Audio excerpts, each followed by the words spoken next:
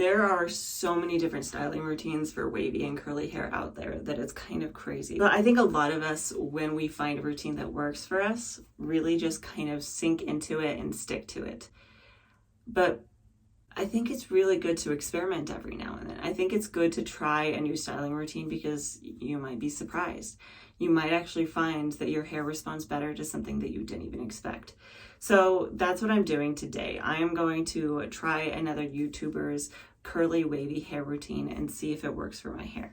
And the routine I will be trying is Swavy Curly Courtney's upright styling routine for curl clumps. I just really wanted to give this a try to see if it worked for my hair. Would it help clump my hair better? Would it help give me juicier curls, maybe more volume? So let's go ahead and get started on that. I will be walking through the routine, talking about the products that I use because I did not use the same products as her. I don't own them and I really don't need any more products right now. So that being said, let's go ahead and get started. Hello to all my wonderful wavies and my curly and coily coterie. If you are new to my channel, hi, my name is Lena and welcome to my bathroom. There is one brief thing that I want to touch on before I actually get into the whole routine. So last summer, I believe it was, I did Curly Susie's hair routine. And there were a lot of things that I really walked away learning from that routine. One of which is just that if I do it step for step like she does it, it doesn't work for my hair. That being said, Curly Susie's routine has a lot of things in common with Swavy Curly Courtney's routine.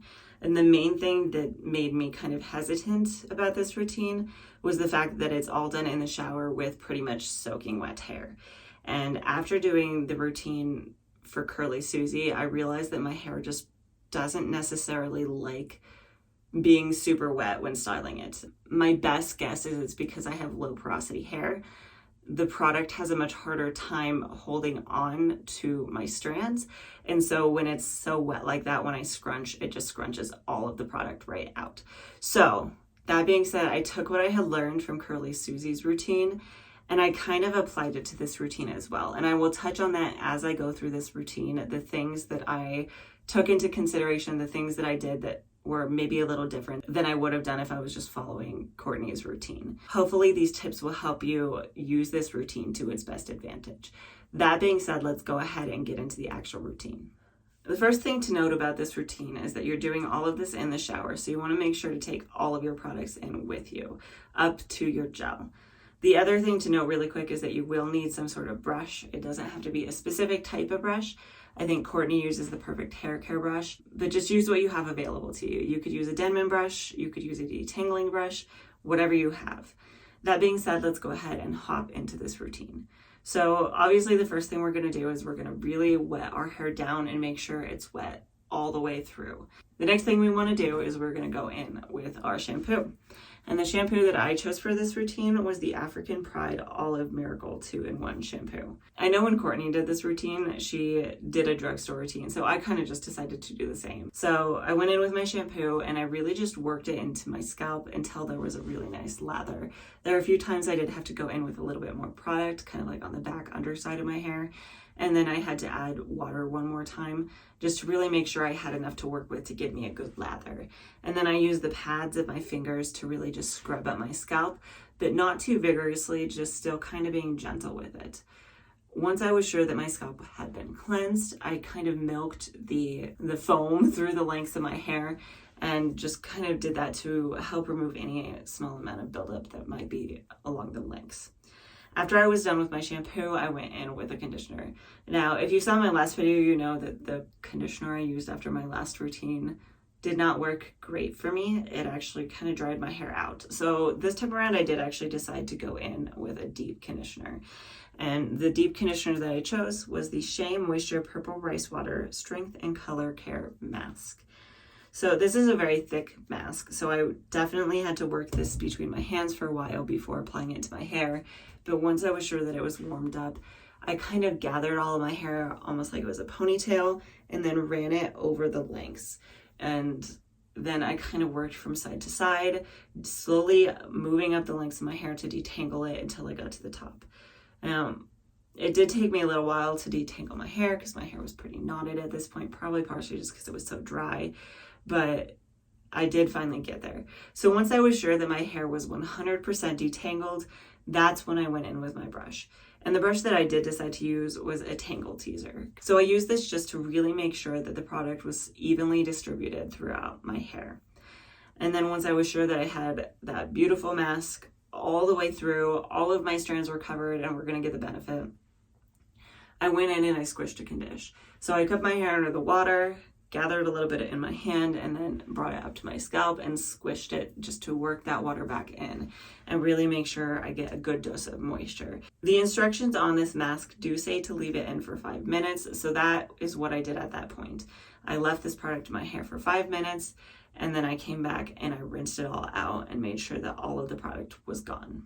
With the washing done, I moved on to the actual styling process. So the first product you want to go in with is some sort of moisturizing product, whether that's a leave-in conditioner or curl activator or curl cream. The product that I chose, I actually did choose specifically for a few reasons. I did not go in with a leave-in conditioner because, like I said, with that whole Curly Susie routine, I didn't think a leave-in conditioner would stay in my hair when I scrunched it. So I skipped a leave-in conditioner and I actually just went in with a curl cream. And the curl cream specifically that I chose was the Cantu Avocado Hydrating Curling Cream. I will say very quickly, if you are strict Curly Girl method, this is not CGM approved. It does have a wax in it. However, I do really like this one. Typically, I pick the activator over the curling cream just because it's a little bit lighter and works well for my hair. But with this particular routine, with so much water in my hair, I really just wanted a nice, thick product that I thought would stick a little bit better and wouldn't just scrunch out with all the water. So I took a decent amount of this in my hands, worked it between them, and then followed a very similar routine to the conditioner. I placed my hands over my hair as if I was putting it in a ponytail and then ran them down the lengths of it and then worked it through by just raking it through my hair. And I did actually have to go in with even more product because it just didn't feel like there was quite enough.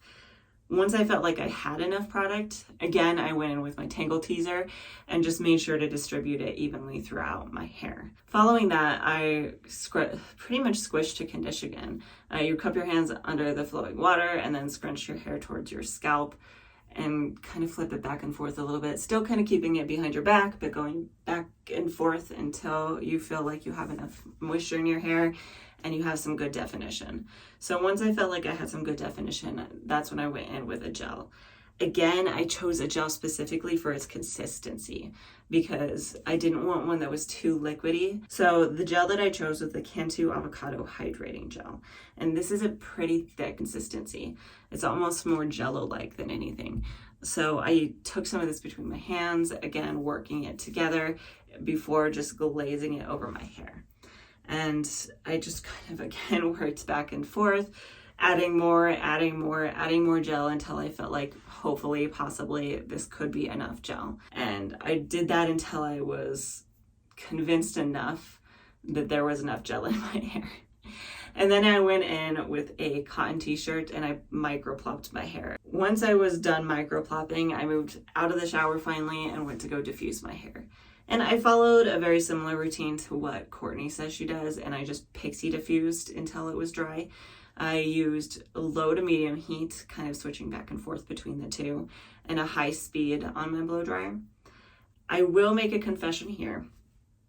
I got about halfway through drying my hair, and I realized that I didn't have enough hold product.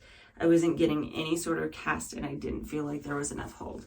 So I reached for the nearest gel that I had, and I did specifically kind of pick one that was more of a runny consistency because I didn't want one that was going to be too hard to work over partially dry hair.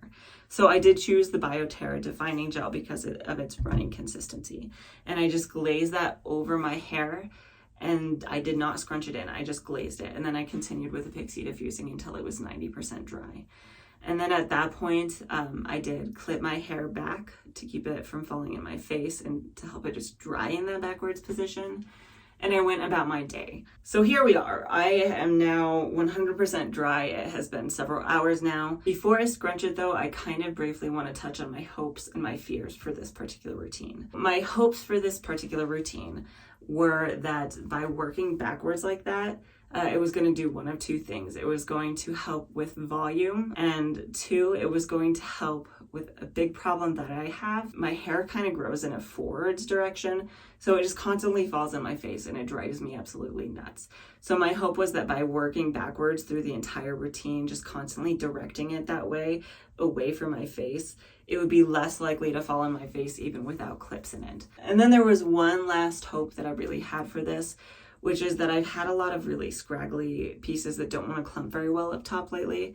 So my hope was that by doing this routine that's meant to help clump your hair together, it would decrease those a decent amount. Now for my fears. I had two big fears, one of which I've already kind of commented on, which is that styling my hair that wet, the product wouldn't hold. I would pretty much have naked hair with no holds, no moisture, no products in it at all. And then the other fear that I had was, again, by directing my hair back, I really struggle with definition at my roots. So I wondered if this would make it worse because we're not even scrunching these pieces. We're just clipping them up in a way or just directing them kind of flat and straight. I just kind of worry that this is going to decrease my definition up top. So we'll kind of see how that goes. I'm going to show you really quickly what this looks like before I scrunch it out.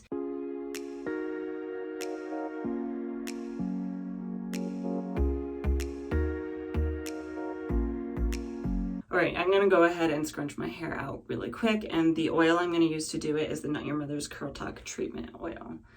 I know Courtney said that sometimes she uses an oil, sometimes she just uses a scarf, a silk scarf, and sometimes she just goes without anything, but this has kind of just always been my routine. So this is how I'm gonna do it. So I'm gonna take a little bit of that and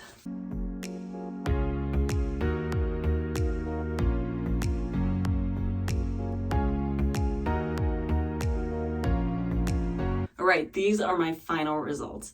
There are a few things I want to comment on. The first being that I did not have any gel cast at all, which for me really doesn't surprise me, but it does still seem like it has some hold. So it might just be sometimes when you pixie diffuse, that kind of in and of itself breaks the cast. So maybe there was a little bit of a cast at some point, but just by continuously pixie diffusing, it just broke it up again. So I have some amount of hold in my hair, but I didn't have any cast that I had to break. There are a few other things that I want to touch on. I will say that this routine is one that left me with very different results than I'm used to. Not necessarily bad, just different. First off, let's kind of focus on the good. It gave me a lot more shrinkage, which kind of surprises me with the amount of water that was in my hair. I definitely thought that it would be more elongating than anything, but it actually really did a good job at shrinking everything up and giving me some good definition. Everything looks really healthy. There's not really a ton of frizz, which is part of what tells me that I got enough product in my hair. Overall, it does look very good. Now, for some of the cons. First off, let's talk about appearance. This is something that you wouldn't really know unless you saw another picture of what my hair normally looks like. But I was right when I thought that working backwards like that was going to make it hard to get definition up top. Normally I can get some waves up until about here. But because I wasn't scrunching and working this part of my hair, because it was all directed backwards, I don't have much definition up top here. All of my definition is down here. That's not necessarily a bad thing. It just depends on the look you're going for. And this might be a look that I go for on occasion. Now, a few other negatives of this routine. I used a lot more product. I went in with probably twice as much product as I normally would, just to counteract how much I was losing by scrunching that water out of my hair. So it is very wasteful. And again, I really struggle to get any sort of hold out of this routine.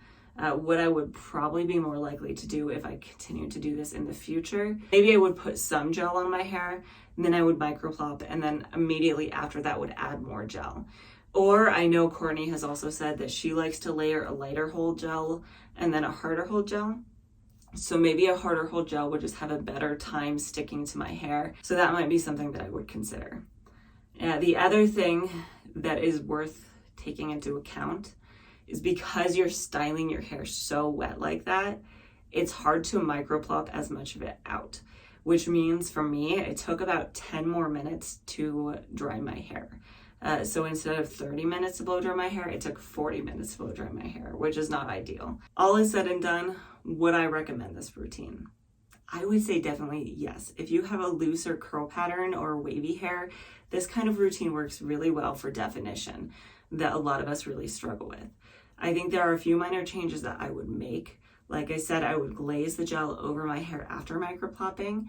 And then a few other things that I would do, I would work a little bit more with these pieces up here, both scrunching that and then also a little bit more product up there to give me more definition at the root as well.